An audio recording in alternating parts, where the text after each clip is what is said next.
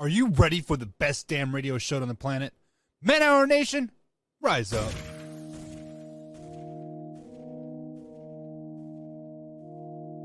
You know on the beat every time, no. I would like to personally welcome you to Man Hour After Dark. Say that while I bring you the host, Mike, Buck, and Cone. You know who's coming to the stage. Sports talk than what you about to hear right here. I second that. Go.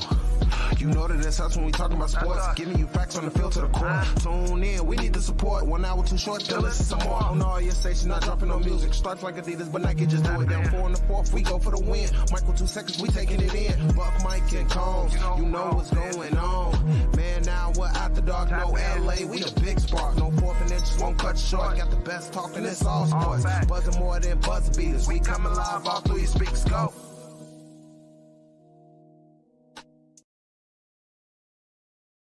And what is going on, Man Hour Nation? It's your boy, Brandon Combs, coming to you live on Sunday, February 5th or 6th. I don't even know. I lost track of the days. I think it's February 5th. But at any rate, we got a great show lined up for you. We are going to talk about the Chicago White Sox trade for Franklin Herman. We are going to talk about the Chicago Bulls a little bit. Is the NFL rigged?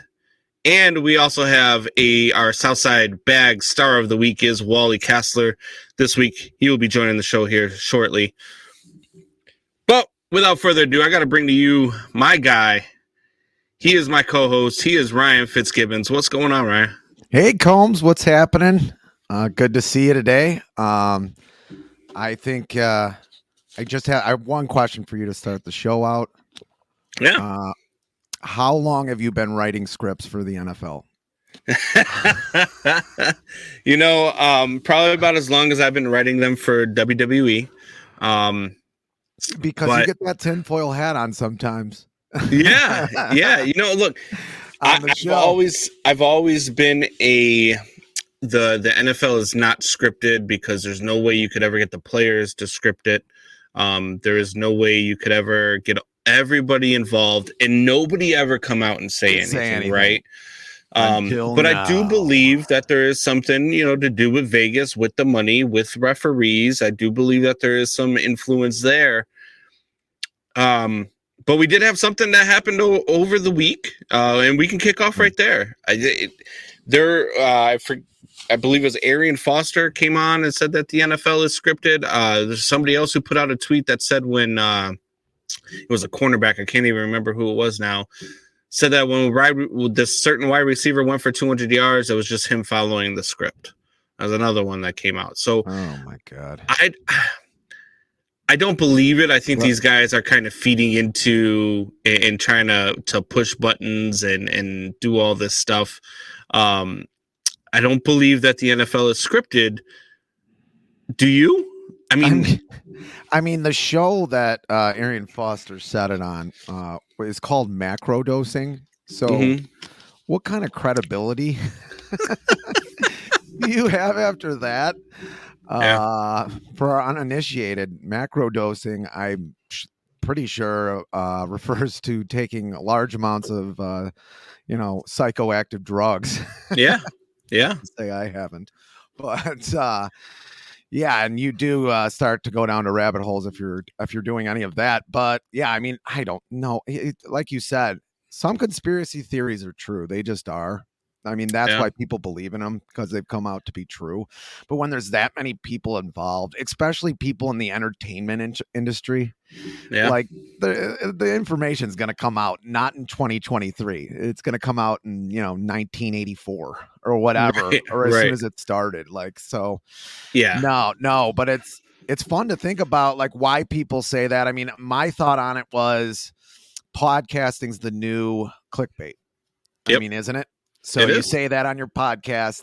I mean, it looks like they've been doing that podcast for a while. Doesn't look like they have. I mean, they have a lot of followers, but not what you would think a Arian Foster led show would have. Yeah, you know what I mean. And you get a lot of these, I guess, shows that are centered around doing recreational drugs. I mean, I know A guy that I've talked to, a guy I've worked with, a guy I've had on the show. His name is Peasy. He's a professional wrestler, and he does a show called To Be Blunt, where that's what they do. They smoke blunts and they talk sports. For sure. Yeah, and it's, I mean, they do. You'll sit there, they'll roll different, they'll try different weeds, and they'll see, you know, they have guests on the show, and it is widely popular. So there are a lot of shows that are like that now because, look, a lot of this stuff is not as frowned upon as it used to be. Mhm. You know, weed is legal in just about every state now, Yeah. and so you're hitting a certain target and you're hitting a certain market. But to say that the NFL is scripted, I don't care how high you are. Yeah. I can't fathom that there are so many people that are actually going to buy into that, right? Like, but there are a lot of people buying into this. If there's people that think that, you know, Hillary Clinton's a lizard from another planet, well, then or the planet is flat and to begin with, then yeah, I mean, it doesn't really surprise me, and it shouldn't, because sometimes people just want to be a part of something, and that's why they do it. But I have another question. When are you and Buck going to start drug testing for the Man Hour show? Because we're probably going to have a conversation before that happens. But I have never done the show high, so I'm giving you that. We have done it high because drinking is getting high. Come on. We will probably never drug test for the Man Hour, because we would probably have to shut down the show. We would no longer be able to record. No, you know, the different types of things that you do, I do. Like when we're doing the show, you know, on the Monday through Thursday night, I'll have a drink in front of me. I'll either be sipping on a rum and Coke, or I'll be, you know, drinking something. I'll make myself a drink before the show. Yeah, because it's just, I mean, that's what I do. I come home from night. I got a stocked bar here, as you can see behind me. You know, all right, what do I want to drink tonight? You know, and I have a drink. It's just how it goes. And there's nothing wrong with that. There's nothing wrong with doing it. I mean, it's not like we're sitting on here, or even some of these other shows like To Be Blunt or the macrodosing one. It's not like they're sitting on there and they're just like in a daze, right? We're not like Eminem on college football going. You know what I mean? Like, that's not what's happening. We still have some really good conversations regardless of what's going on. And so we've got this thing out there now with the NFL being scripted with this and with that. And again, I highly believe that Vegas has something with officiating, like where, hey, look, we're not going to control the outcome of the game, but you know, all of the money is on, let's say, the Chiefs +2 in the Super Bowl, right? Yeah. So if this is a really tight game, maybe we want to start calling a little bit tighter. Maybe we're going to start seeing a little bit more pass interference calls or more holding calls or whatever the case is. Not to control the outcome of the game necessarily, but to keep within the point spread and to keep within the money, right? Like that I can firmly believe, because you can control something like that, something small like that. But to say the NFL is scripted, and we've had thousands and thousands and thousands of players throughout the years never say anything. Yeah. I just don't believe that. I mean, how many guys, like, don't you believe that if that was the case, even if nobody had come forward before, don't you believe that the Colin Kaepernick would have came out with it after he got blackballed? You know, Ray Rice would have come out with it after he got blackballed. Yeah. You know, I mean, granted, Ray Rice got blackballed after he kicked a woman in an elevator like a piece of shit. But there's certain guys that probably would have come out because they had an issue with the NFL, and they would have come out and they would have said, hey, look, this is what's going on in the NFL. What you're seeing is actually, it's just entertainment like WWE, where we know the outcome heading into a game. Yeah, it's like there can be collusion with with just mutual need, like the referees or football needing a team to lose, or Vegas needing one team to lose. Like I can get on board with that to at least as a thought exercise, but I can't even get on board with this with a thought exercise just because it's ridiculous. Yeah, I mean, you start getting all the conspiracy theories, right? Do you believe like the draft in the NBA is rigged? You believe they had frozen like a lottery ball in the freezer for the Knicks to draft Patrick Ewing? Yeah. Like, do you believe in that type of stuff? Do you think that they fix that type of stuff? It's possible. I mean, and like you said, that's contained to just like one or two people or three people. It's not like, it's not like, and we've had it in the NBA before too, right? And wasn't there referees that got caught for fixing games? That Sacramento Kings, Lakers game. I think like 2001, maybe 2000. I'd have to go back. Mike Bibby was just out of his mind. He was like 10 for 10 in the fourth quarter. Like not just one fourth quarter, but like 3 fourth quarters in a row. Sacramento was going to win. It was going to happen. Like there's no he gets his nose broken by Kobe Bryant. I don't know if you remember this game. You might have been serving our country back then. But yeah, I mean, just no foul on the play. Yeah, and Kobe gets I think Kobe hits a layup maybe, and they win the game by like 1 or 2 points. Series over. Well, even more recently, you look at that LeBron James, right? Have you seen anything about that? It's the LeBron James against the Boston Celtics last week. He goes in for a layup. His arm gets hacked hard. Like his arm probably, if this guy wanted to, would have broken his arm on this foul. And the ball, he's going in for a layup, and then all of a sudden the ball just stops off the backboard and goes. And the referee's standing there looking, and doesn't go.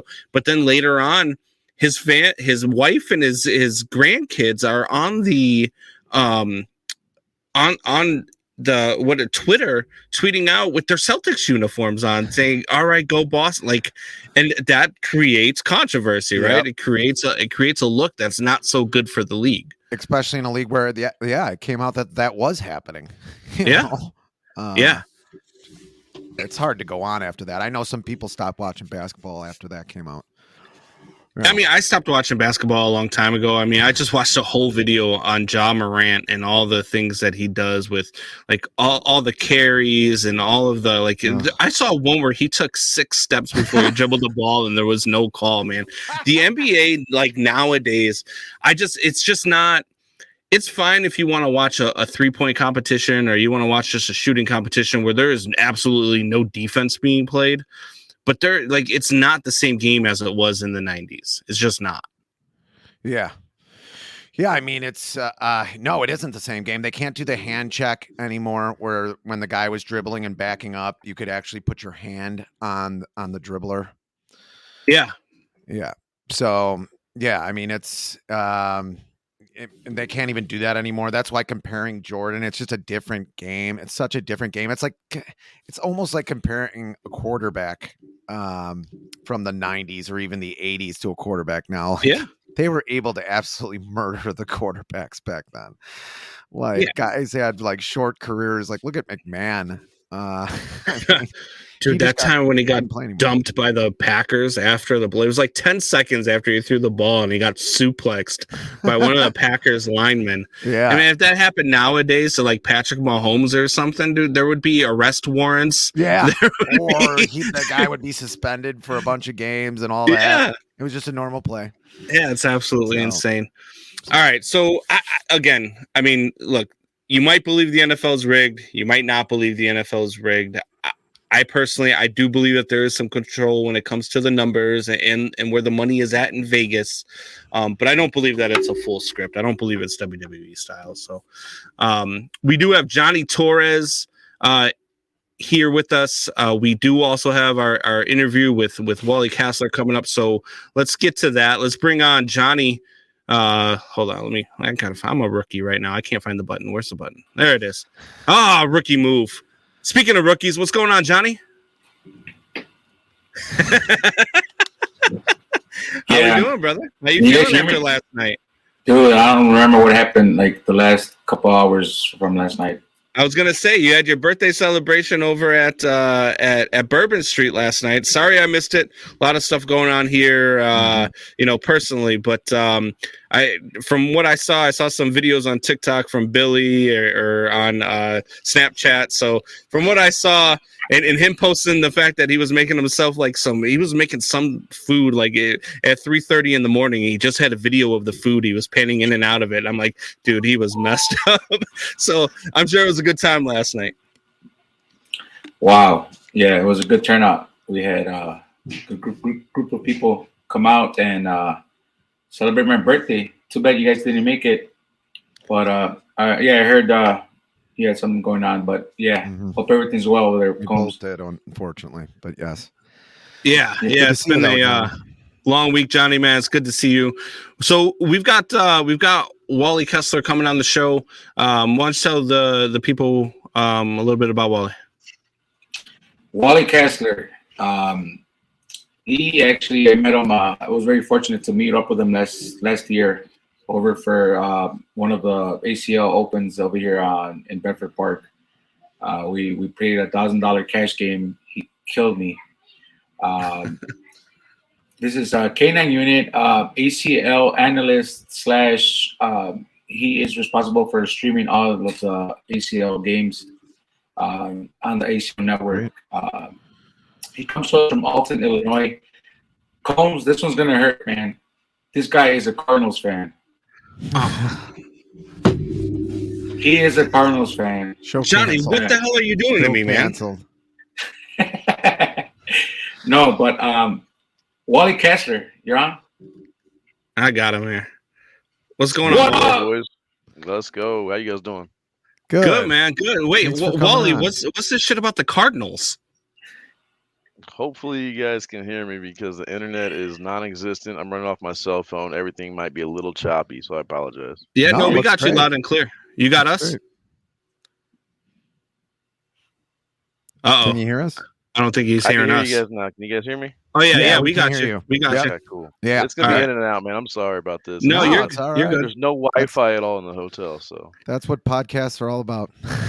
Did- Did Johnny hook you up with this hotel? it's like $13 a night. So yeah, he went all out.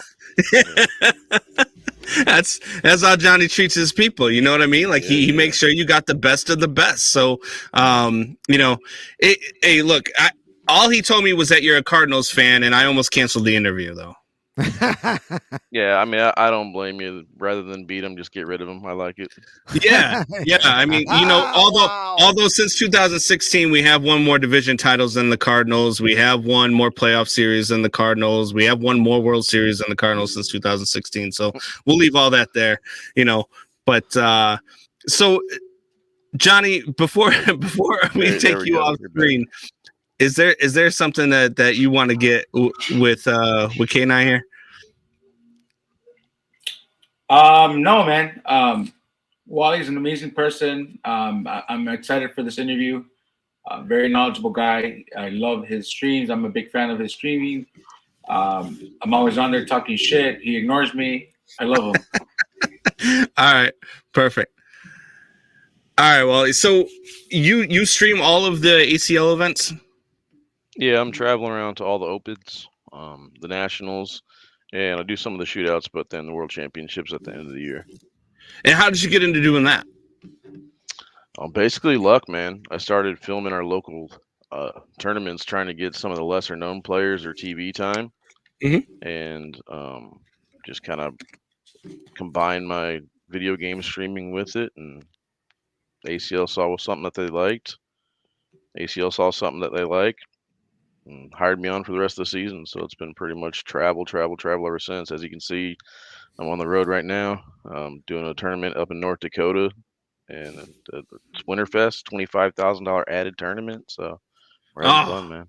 Oh, you're in North Dakota. No wonder there's no Wi-Fi. Wow. Yeah. It's South Canada, so yeah, not everything's working great. Now, are you a player at all? Do you get onto the boards at all, or are you strictly just calling the games? I dabble, but I don't have enough time to practice to be good anymore. Yep.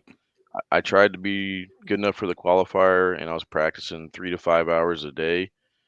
Fell just a little bit short of the qualifier, but yeah, I just don't have any time to throw anymore. Okay. And you said that you stream some video game. What video games are you streaming? There we go. What video games are you streaming? Right now, just Warzone. That's the only one I got downloaded. We're going to start doing some things the further we get into the season with other ACL pros and whatever they want to stream. So if they want to do Rocket League or if they want to do Fortnite, I'm going to have to learn how to play those. And we'll kind of make it fun because I don't want it to be just like a straight, how is your throw going lately? I want it to be like, man, Yeah. who sucks at this game? Let me know what's going on in your life. So it'll be a different way to interview people. Yeah, that's me. Like I'm a gamer as well. I play Fortnite. I play Madden. I play Rocket League. I play all those. I get into Call of Duty a little bit here and there. But I did my Call of Duty when I was in the Marine Corps, so I don't really get into the Call of Duty so much. But my kids got me into Fortnite, man, and I gotta tell you, I got addicted. Like I play with the kids. I now I have like more crown victories than they do. I have all these other things, and we just keep going and going and going, man. So a lot of these Fortnite streams, man, they watch a lot of. If they're not playing Fortnite, they're watching it on YouTube. I don't get that, but I mean, I don't know. I'm uninitiated when it comes to video games, unfortunately. Sorry.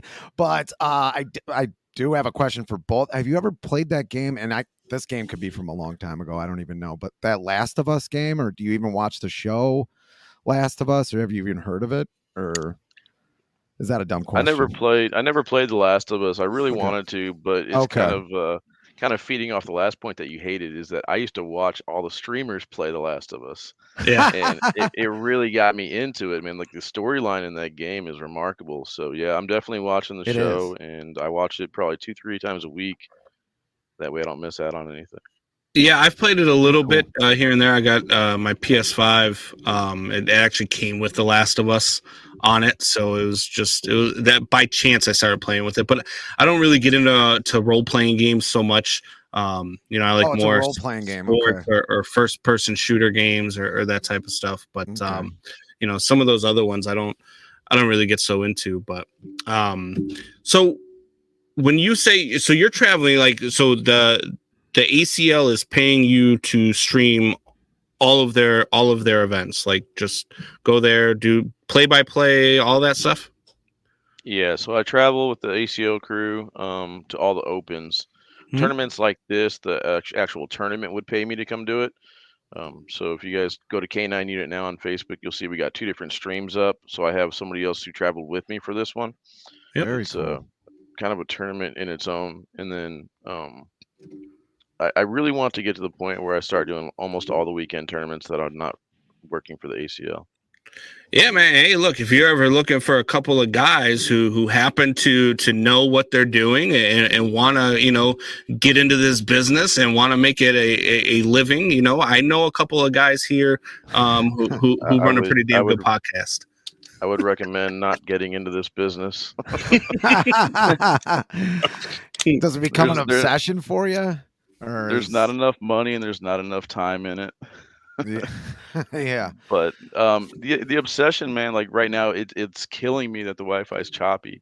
So you want to put out 100% good product. You want to help a lot of people, and you want to just keep giving and giving and giving. And I want to put out my best product no matter what, but sometimes it comes with a cost.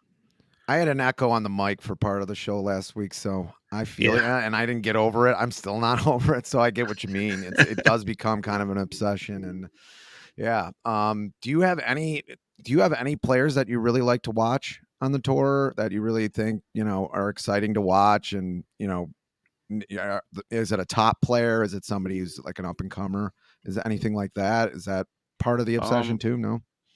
For me, I would say it's the unknowns. I got into this wanting to film the lesser known players. I look for the people with no talent, such Johnny Torres, and I want to see him get better over the course of his career. And maybe one day he'll be able to put 4 in the hole, and I'll be excited to film it. I love that because Johnny Torres, this guy is the reason why I really started playing weekly and started getting into these tournaments. And I'm not very good. Like I like going there. I like competing against the guys who are very good though. Like when the pros come down to Bourbon Street, I like throwing against them just because I feel like that enhances my game a little bit. And I feel like it's helped me. And Johnny has had a way, and I don't know how he does it. He says it's completely random, but I don't believe him because every single week I go there, no matter who my partner is, I'm throwing up against the best damn team that gets lined up in these random draw tournaments, and every week I have to throw against the best team. So I think it's just helped me out a little bit throwing against guys who are better players. Do you see that when you are watching some of these events? Do you see players? Because obviously, look, you've got the guys out there like your Nico Moreles's, like your Mark Richardson's, the guys who are at the top of their game, and then you've got lower level pros who are trying to get to that level. Do you see that on that level where guys are getting better? Can you actually see them getting better by playing some of the top talent?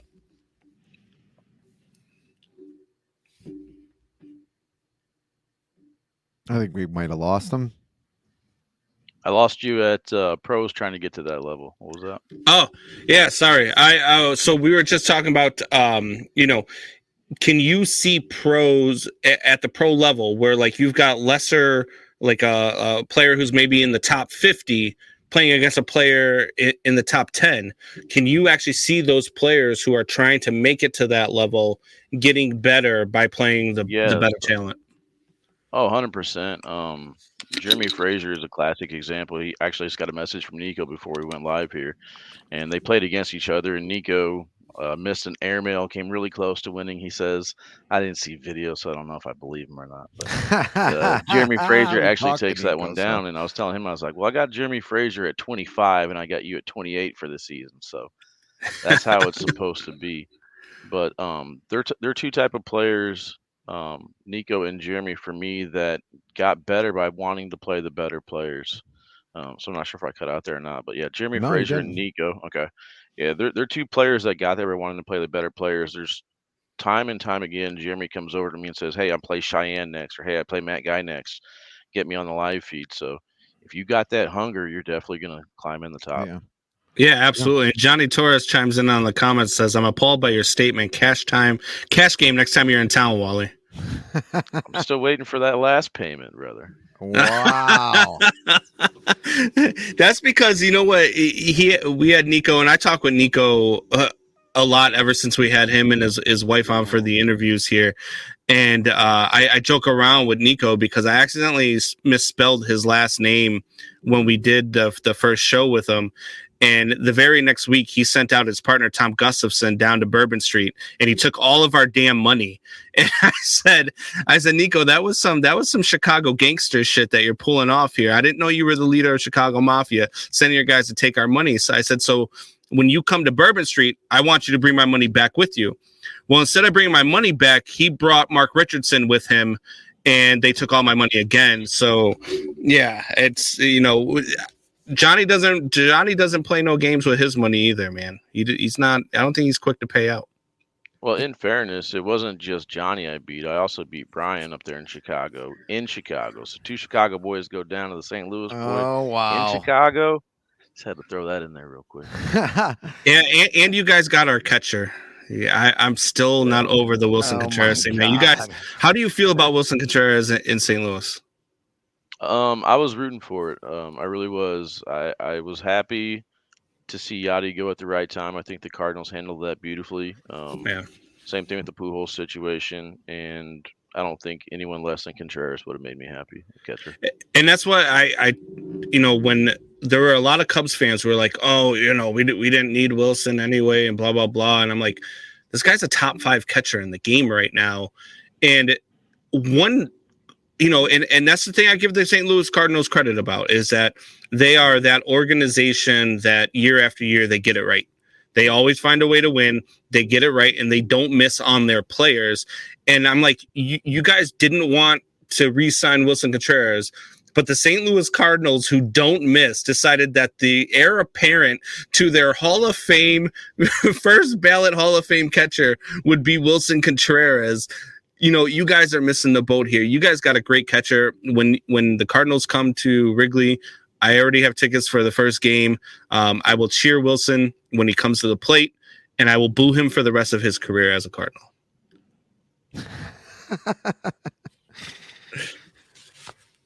All right, Wally. Got all that. Yeah, I don't know if you heard all. Did you hear all that? Yeah, I'll ask you guys for a second saying we got a great catcher, but yeah, I mean, it's easy to play fantasy GM, and there's a lot of times I think the Cubs GM should have been fired. I mean, you guys had potential after the World Series, and it made no sense of why the team imploded the way it did to me. But they just didn't build around it. Yeah, the Cardinals fans, we're the same way though, man. We want the best. We're happy whenever we get like a Goldschmidt or an Arenado or a Contreras or something like that. But we're always just like, we need one more person, man. One more person. No, definitely thank you guys for having me on, man. Yeah, definitely. We got Johnny back on the screen here. Johnny, do you have anything to say to Wally before we cut him loose? Can you guys hear me? Yeah, we gotcha. No, Wally. Just it's a pleasure to have met you in person. You're an amazing guy. Keep doing what you're doing. I'm a big fan of your streaming. One question I have to ask you: how did you come about? So every time Wally is streaming and there's a double four bagger, he calls it social. How did you come about that? Yeah, so for me, man, it's kind of like if you do a good job, put all the bags in the hole. I tip my drink to you, salute. The only way I can relate that to drunken cornhole players is the card drinking game where you turn over the four and everybody does a social. So that's exactly what I thought of as soon as he said that. I was like, oh, it's got to be from the card game. Yep. Raise one up to the cornhole world, social boys. Absolutely. Love it. So cool. Fitz, did you want to ask your question? Yeah, Wally. Yeah, No, what hold on a is second. There we go. Nope. I okay? got Johnny back. Performance enhancing drugs in cornhole or bags. We call it bags here in Chicago, but what is the perfect amount of drinks for you to where you're good? Now, and what's the perfect amount of drinks for you, like to be good at bags? And then where's the amount of drinks where you're starting to get bad at bags? Because I know where my level is, sort of. Yeah, 5 beers, 1 mixed drink, and then the pregame shot. And you're perfect. You're ready to go. This Wally's got a tolerance. I think I'd like to hang out. Yeah, I was gonna say, Wally, you gotta come down to Bourbon, man. I kick it off every week with a shot and then some drinks, and then I play and I miss every bag that I throw. Yeah. So no, it's gone away. I'm starting to build it back up. So hopefully by the time I see you boys, I'll be ready to hang. All right. Sounds like a plan. Well, thanks, Wally. Thanks for joining us. Guys, check him out on ACL Tour. Wally will be calling the events. Make sure you check out his streaming as well, K9 Unit. And we'll see you soon, man. We'll talk again. Appreciate your time. Thanks for being on, for sure. I appreciate you guys. See you. Thank you, Wally. All right, Johnny, another great interview, man. I know he wanted the internet to be a little bit better, but he was good, man. It was a solid interview, solid conversation. I don't really like the fact that he's a Cardinals fan, though. If you ever do that to me again, though, we might have to end these interviews. I can't be talking to Cardinals fans. Not on this show. I agree with you. That's the last time. No. All right. No, but Wally is a good guy. He's definitely a big figure in the bags community. Is he one of the reasons why the game is growing like it is? Would you say guys like him? Well, it's guys like him that he's a great guy. People like listening to him. I myself like listening to him, and I think he just brings a lot. He has a lot to offer. Yeah. You can see it. You can see the passion in his streaming. He knows what he's talking about, and so for that reason, I'm a big fan of him. Guys, make sure to follow him, K9 Unit, and also all the ACL streaming. He's pretty much the person, the voice. Okay, we'll do. All right, Johnny, we got anything special going on with Southside Bags this week? We got the 3 blind draw tournaments, and we got any pros coming out to take our money? Not to my knowledge. There's an open there was an open this weekend, state tournament that was happening last night and Friday. I'm not sure if it's going on today, but other than that, no. Business as usual. Tuesday we are at Shortstops. Wednesdays we're at Magoo's, and then Thursdays we are at Bourbon Street. All right, man. Very cool. Sounds good. Thanks for joining us again. Another great interview, and we'll see you next week. Absolutely. Fitz, All right. get your ass to Bourbon. All right. All right, so that was Johnny Torres. Look, Southside Bags, great promotion. It's great every Tuesday, Wednesday, Thursday. No matter which day you go, you're going to get a great group of guys. Ton of fun. Johnny does a great job of hosting the events. So really good stuff there with Southside Bags, and he's got great swag. I mean, these hoodies. I mean, this is a fleece lined hoodie. This thing is very nice, made out of jersey material. He's got personalized stuff. He's got all sorts of things that you can check out, and it's a good time. So if you just want to throw some bags, have a good time, coming out to one of the 3 events that Southside Bags is doing, check them out on Facebook as well at Southside Bags. All right, so we're gonna we got a few more minutes here. We're gonna cut things a little short today. A lot of stuff going on for Fitzy, a lot of stuff going on in my world as well. Yeah. So but before we do, I do want to get to some of this White Sox stuff. Yeah. Man, how excited are you about Franklin Herman?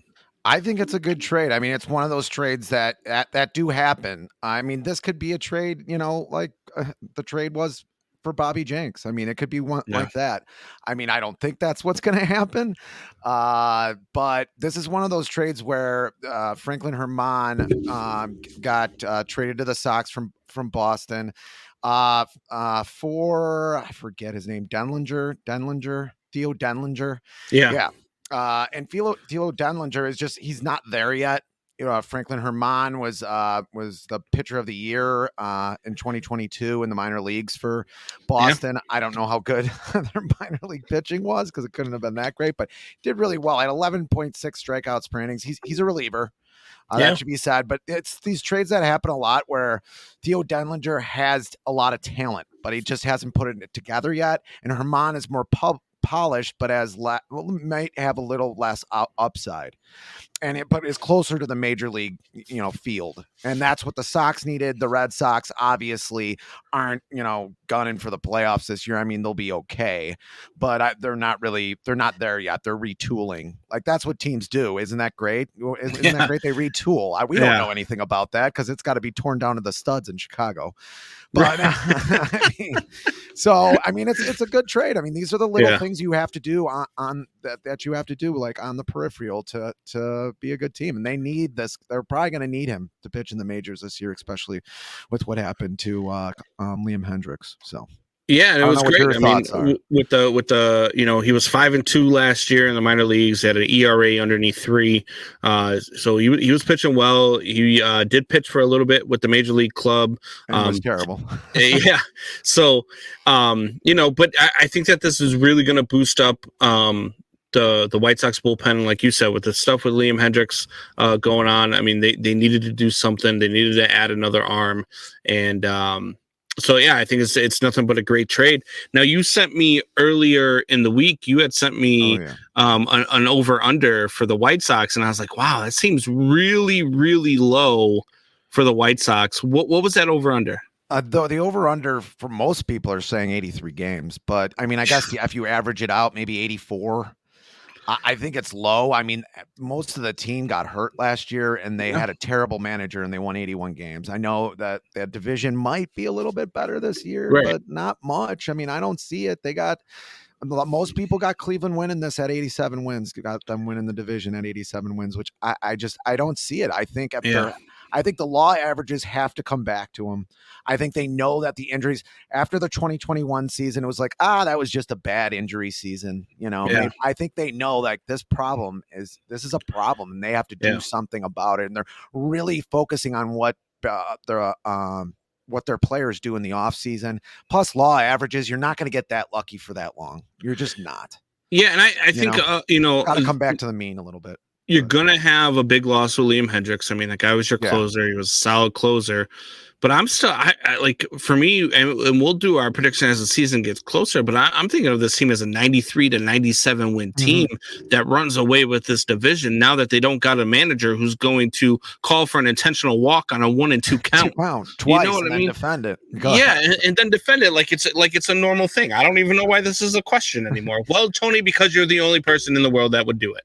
So no, I really feel like this team, especially underneath this manager. And right after you sent me that, I sent you back another screenshot of what their manager had said.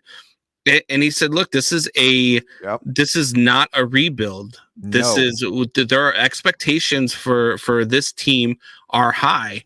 And your brother chimes in here and says, he says 90 to 95 wins. I'm with you. Like I'm somewhere in the 93 to 97 range. This team should run away with the division. I think that they might be one of the better teams in the American League when it's all said and done.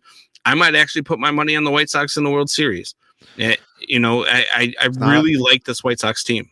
I'd like to see where the odds are on that. I really do. Yeah. I think their starting pitching is going to be great. The Clevenger thing is disgusting, but they're going to pick somebody else up. I think. Yeah. And really, a fifth pitcher you can get a guy who's going to eat up innings and be 500 and have a ERA around 4, and you can deal with that even on a championship team. I mean, a lot of people have that. And they do have guys in the minors that can help, but I'm not worried about that. I think their starting pitching is going to be really good. This is the year that Michael Kopech throws 200 innings. This is the year that there should not be any restraints on him at all. And if there is, then there's something more wrong with that knee. And if that would be a disaster, but I don't even want to think about that. I agree with you. They're going to contend this year. They are. I mean, I just don't see how you have a disaster of a season like last year again. Yeah. But we are in Chicago. And that's the thing. I mean, you start looking at a lot of these over-unders and even the Cubs over-under. Like I was talking with you about it before the show, actually, and their over-under is at 73.5. And I think that that's low for them as well. I believe that they're about an 84 to 87 win team. And so, I mean, especially in that division too. I mean, that's not going to be a juggernaut to finish. And that's not the NL West. The way that they've retooled and I should say rebuilt and built this thing, and to add Dansby Swanson to, if you get even 75% of what Cody Bellinger used to be, you've got something there. You added Eric Hosmer and God, his name's going to escape me now. The other first baseman there to Trey Mancini, the guy you hate because he has cancer. I'm against cancer. I just want to come out against it. Yeah, I know I'm being courageous right now, but I'm against it. You're against people with cancer. We just got kicked off YouTube. We just got kicked off everything. Everybody's against us now. Ban Man Hour. But no, so you retooled all of those positions. Every question mark that you had, you answered this offseason. And you did the things within a division that's not going to be very good. Look, the Cardinals, to me, are still the cream of the crop of this division. Cardinals are going to probably walk away with this division at about 94, 95 wins. Unfortunately. And Milwaukee baffles. I don't even know what they're doing. Yeah, I mean, look, they quietly got a little bit better. I mean, they made some key additions and subtractions. But they've also, exactly. They've had subtractions. Plus, they also have that manager that makes me want to kick puppies every time they show his face on TV. So, and you would think the Cubs on a whole, I know they had pretty decent starting pitching last year, but that came on at the end of the year or the last 2 months of the season, maybe month and a half. Yep. Correct me if I'm wrong. And so now they're going to have that, I think, the entire season. They should maybe not those kind of numbers, but they're going to be better for the season as a whole. I think this season, right? Yeah. Oh yeah. And their starting pitching was pretty damn good in the second half of last season as well. Mm-hmm. Their pitching was in the top three. By the end of the season, from I believe it was from June 16th on, it lasted that long. They were in I think it was either top 3 or top 5. They were one amongst the best in pitching after June, and and you added Jameson Taillon. You did the things that you needed to do to shore up the back end of the rotation, and if you get Kyle Hendricks back as a 4. if he's back and he's healthy, that's huge. That is so huge. I really do think that the Cubs are better than what they're giving them credit for there with the 73.5 wins. I believe they finished the season last year with like 74, 75. Yeah. And and they weren't better. even half There's as no- good as they are now. Yeah, they got a lot better, especially that you're going to have that carryover from the second half. Guys started figuring things out. Now they got a whole off season to work on what their successes was. I know scouts sometimes get rid of some of that. Like you put it on tape now, you know, and there's a lot of younger pitching there, and you put that on tape, and sometimes the scouts get you a little bit, but I mean, I think there's going to be some carryover in that starting rotation. Yeah. And now we don't have to have Patrick Wisdom every day at third base. So that's key too. Yeah. So yep. I don't know. But we're going to go ahead. We're going to get out of here on that. We've had a lot of things going on here for myself and with Fitzy. Both of us this week lost somebody that we care deeply about. So it's been a rough week for the both of us. We debated on whether or not we were even going to do the show, but we figured since both people were both fans of the show that we should do it in honor of them. So for all of those out there, thank you guys for joining us. Thank you, Wally Kessler, for joining the show today. Thank you, Johnny Torres, for bringing him on. And thank you for everybody who chimed in the comments. And thank you for all those who are listening. And we will see you guys next week. We'll be back next week.